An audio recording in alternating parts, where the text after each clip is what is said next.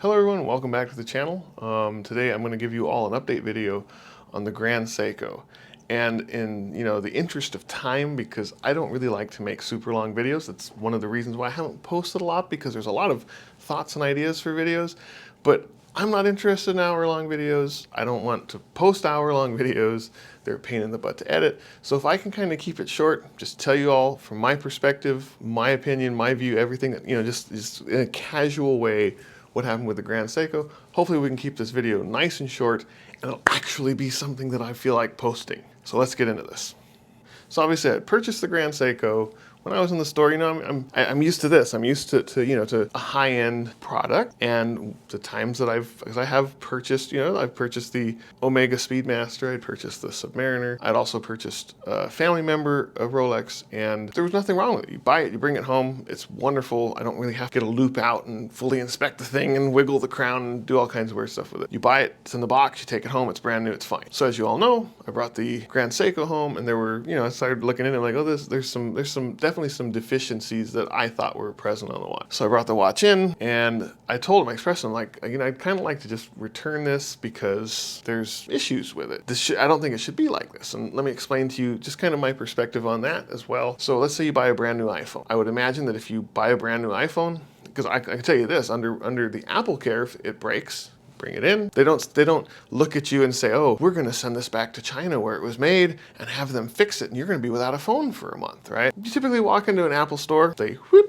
swap it out, and you leave, and you go home and you're done and everything's great. So you've got something that's 12 or 15 times more expensive with the Grand Seiko, and there's issues with it, and kind of the expectation is like, hey, there's this list of deficiencies on this thing, you want to send it away. I disagree with that. I don't think that's right. And some people who might say, oh, well, this is a craftsmanship sort of thing. I've heard of stories where people bought a brand new car, they drive it for a day or two, there's issues with it, and the dealership looks at it and they're like, this is a brand new car, we're sorry, pick another one. They take the old one, they take the other one back, and it's their problem. It's not my problem. So for anyone to think that it's fair for me to walk into a watch dealer with a day or two old watch and be like, hey, there's these issues, and have the watch dealer say, well, we'll send it in where it was manufactured, or we'll send it to one of their service centers and you'll get it back eventually. I don't feel as though that's right. I don't think it feels as though that's fair. So when I was talking to the dealer, they were kind of telling me that, hey, we'll keep it here, we'll see if we can get a new bracelet for it, we're not going to send it out, the whole 9 yards, right? So I was like, okay, well, to be fair, I like the watch, I like the dial, I like the movement, I like the GMT function, I like the chronograph, I like the functionality of it, I like the looks of it. If they put a new bracelet on and everything was okay, I'll call it a wash, I'll take it home. So I leave the watch with them. I end up finding out that they sent it out. So obviously I'm a little bit frustrated, but again, now it's in the hands of Grand Seiko, and I got the paperwork back with it and everything. They sent it to Grand Seiko. But if they send it to Grand Seiko and Grand Seiko returns it the way that Rolex returns their watches for service-related issues, or any and all deficiencies, and they check over it thoroughly, and it's sent back 100%. But okay, maybe I'll be happy with it, right? So especially if they've got it in their hand, maybe it'll be better for me. Maybe they'll fix the pushers. Maybe they'll fix the crown. Maybe it's not right. So I waited a span of time. I don't know, it was a few weeks, and I get a call from the dealer. I go in, they hand me the watch, they open it all up, they got their little gloves on, and woo, right? And I take a look at it, and there appear to be like clamp marks on the bracelet. I was like, wait a minute, they didn't replace the bracelet. And the dealer gives me a copy of the Grand Seiko repair order or invoice or whatever, and it simply says that they repaired the bracelet. That's all they did, was they repaired the bracelet. They didn't replace any components on it, because there was a little checkbox that says repair, a little checkbox that says replace.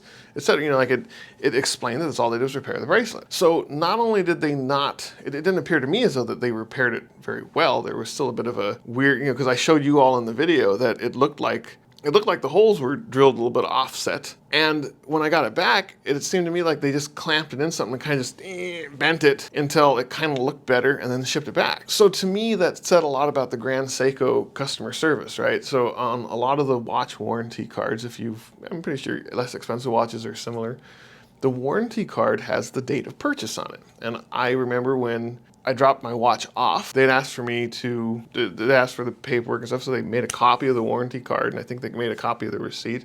So it had the date on it. It's only a couple days old. So it gets sent all the way across the country. Somebody opens this up, somebody touches it, somebody thinks it's a good idea to take a brand new watch and do what appeared to be clamp it and bend it. A brand new watch, they didn't even put new parts on it. So I expressed to the dealer at this point, like, I don't want this.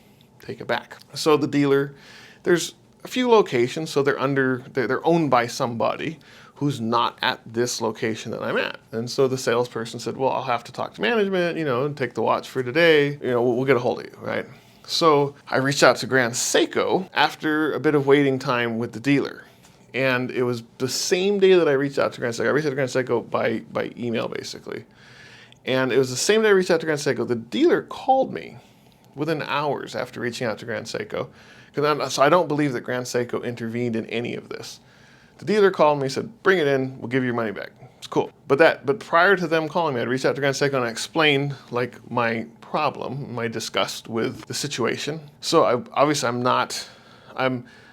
stupid enough to begin with, but I'm not stupid enough to say, hey, yeah, I'm gonna wait for Grand Seiko to get involved in this. No, I got in my car, went in, handed them the watch, they gave me my money back, and I went home. But it was some duration of time later, Grand Seiko finally replies to my email, and I don't even think that they looked into it, I don't know, but it didn't appear as though they knew that I got a refund on the watch. And it appeared to me that the email basically, I'll give it, in the interest of time, I'll give it to y'all in kind of a nutshell. The email basically said, yes, they repaired the watch, they didn't replace the bracelet. It also sort of implied that they didn't know that that's what I wanted on a brand new watch. I mean, obviously they didn't reach out to me. So the dealer was their interface. It was me, the dealer, then Grand Seiko. So there was a middleman. So maybe the dealer kind of screwed up, I don't know. But still, like, you look at the warranty card, I'm pretty sure they got, they plug it in. Is this watch still under warranty? Because if it's not, we don't want to fix this thing, right? So I'm pretty sure somebody looks at the warranty and whether or not it's still under warranty. And they made a determination to repair the bracelet.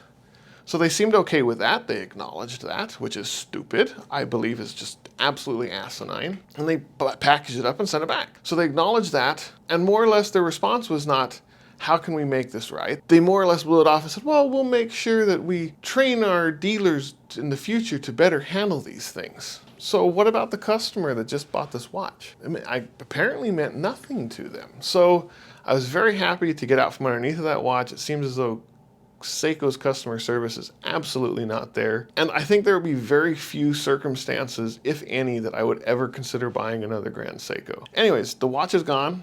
I was a little bit frustrated. I was very frustrated because the dealer I bought the Grand Seiko was also the dealer that got me a Rolex, right?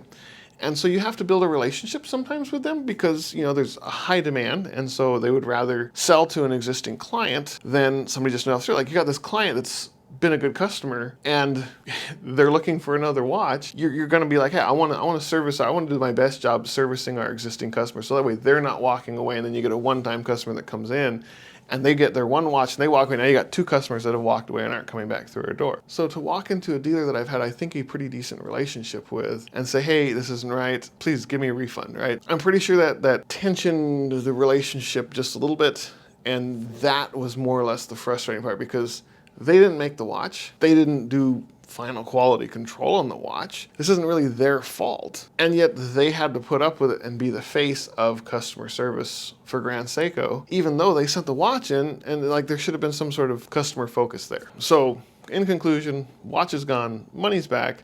I think I'm kind of okay with the dealer again. I've gone in and, I've got family that I've purchased stuff for and with and stuff like that. So I think it's kind of smoothed over a little bit, but the whole situation was frustrating all around, and therefore I can't recommend Grand Seiko to anybody.